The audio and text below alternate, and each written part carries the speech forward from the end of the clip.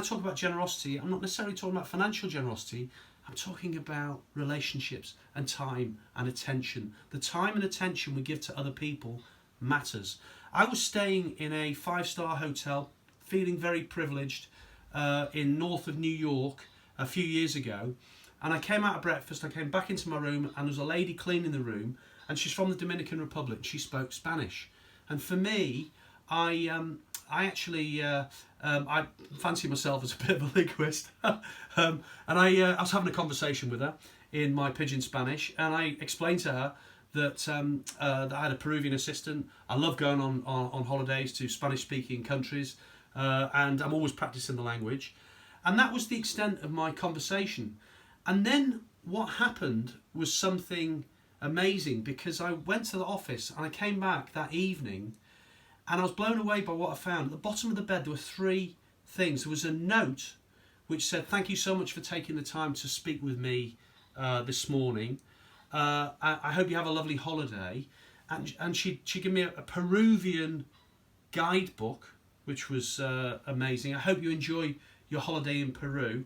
And also a translation notebook. And of course it taught me 2 things. The first, that my Spanish wasn't as good as I thought it was, because I purely told her I had a Peruvian assistant, and I love going on holiday to Spanish-speaking countries.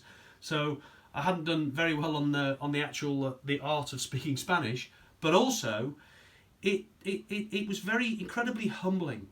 And I told my colleagues about this the next day, and they said, "Well, you know, if you think about it, maybe that lady hasn't experienced that many people speaking to her in that particular hotel."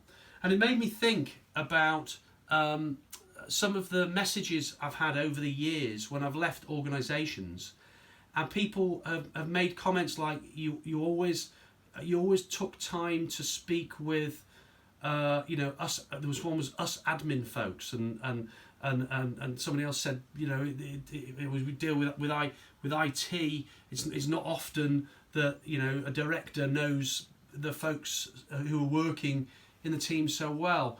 But why wouldn't we do that? It speaks volumes for other people's experiences. And certainly, if I think back to my days when I started off life as a chartered accountant, I remember going to a Big 4 accountancy firm and hopping in a lift, and there were a few partners in the lift, and they completely ignored me, and I thought, well, what's this all about?